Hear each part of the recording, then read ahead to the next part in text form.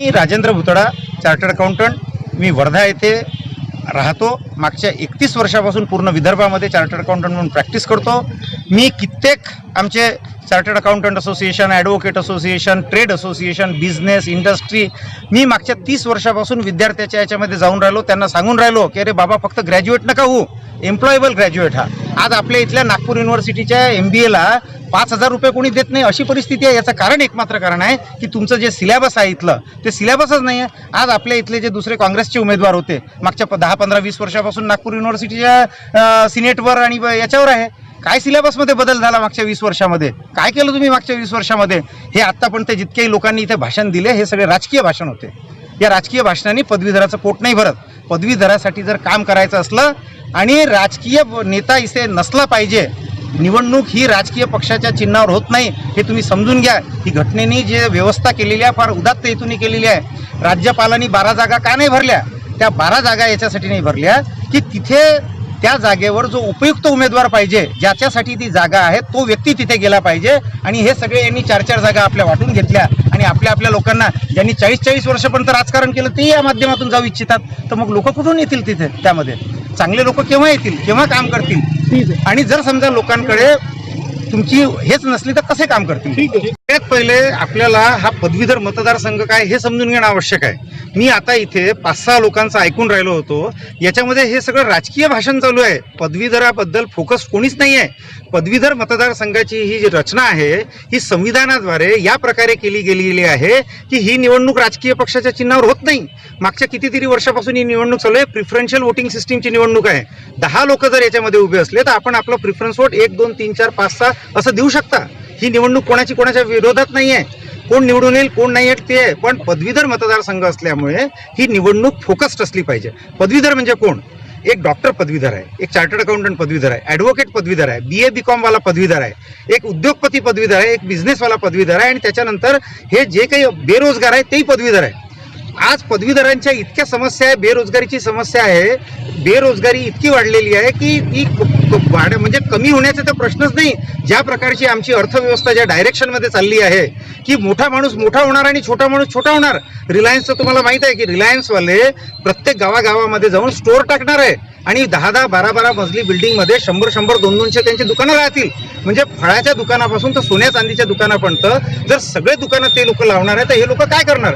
की तुम्ही मागच्या 4 दिवसाचा फ्लिपकार्ट, अमेझॉनचा ऑनलाईन सेल पहा. 33,000 कोटी रुपयाचा 3 दिवसामध्ये मोबाईलचा सेल झालेला आहे. हाच जर सेल या छोट्या मोठ्या दुकानाच्या मार्फत झाला होता. म्हणून आपल्याला या पदवीधरांच्या बद्दल विचार करणं आवश्यक आहे.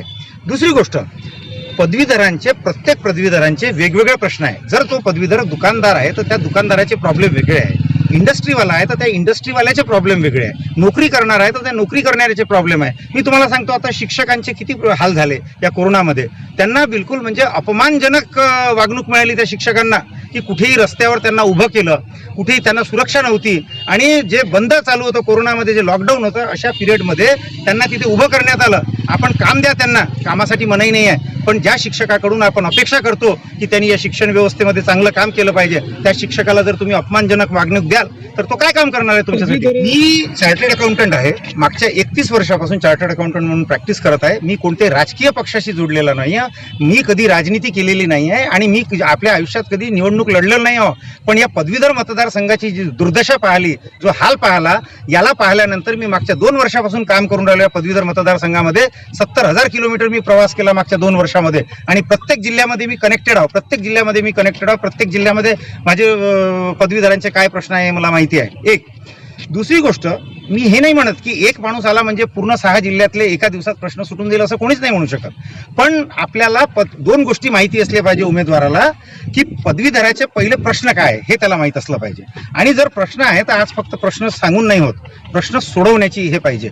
मी चार्टर्ड अकाउंटंट म्हणून प्रॅक्टिस करून राहिलो. मला महाराष्ट्र शासन, भारत सरकार, त्याच्यानंतर वेगवेगळे डिपार्टमेंट यांचे सगळ्यांचे फंडिंग पॅटर्न काय आहे, फंड कसे रेज करता येईल, कोणत्या स्कीमवर किती खर्च केला पाहिजे, घटनेने कोणत्या याच्यावर किती बंधन घातलं पाहिजे, पब्लिक अकाउंट कमिटीची जबाबदारी काय आहे, या प्रकारच्या सगळ्या गोष्टीची मला माहिती आहे. आणि ह्या सगळ्या गोष्टीची माहिती असल्यानंतर मी मागच्या 2 वर्षापासून या पूर्ण याच्यावर करून राहिलो. पदवीधराचे जे प्रश्न आहेत ते मला माहिती आहे आणि शासनासमोर ते प्रश्न. याच्या व्यतिरिक्त एक अजून गोष्ट आहे की शासनाने जरी आदेश दिले तरी अधिकारी लोक जे आहेत ते त्याच्यामध्ये तितकं कॉपरेशन त्यांचं राहत नाही, निगेटिव्हिटी राहते बऱ्याच वेळा. तर त्या अधिकाऱ्यांचं सुद्धा मत अनुकूल करून घेतलं पाहिजे आपण. त्यांना लिगल फ्रेमवर्कमध्ये आपण कसं सांगू शकतो, काय होऊ शकते हे जर आपण त्यांना बरोबर समजावून सांगितलं तर छोटे छोटे प्रश्न सुटतात. पदवीधराचे जे बेरोजगारी वाढून आहे, ज्या प्रकारची आमची अर्थव्यवस्था चाललेली आहे त्याच्यामध्ये ही बेरोजगारी अजून वाढणार आहे. म्हणून पदवीधराचा आमदार असा पाहिजे की जो पदवीधरांचे प्रश्न प्रॉपर उचलून त्या याच्यावर ठेवेल की ज्याच्यामध्ये आता बेरोजगारीचा जो तुम्ही प्रश्न उचलला, बेरोजगारीचा प्रश्न असा आहे की बेरोजगारी कशी कमी होईल. आपण बेरोजगारी कमी व्हायसाठी इंडस्ट्रियल डेव्हलपमेंट व्हायला पाहिजे आणि इकडे एकीकडे आपण म्हणतो बेरोजगारी वाढून राहिली, दुसरीकडे आपण हे इतक्या मॉल आणि हे मोठे मोठे सगळ्यांना सपोर्ट करून राहिलो आपण.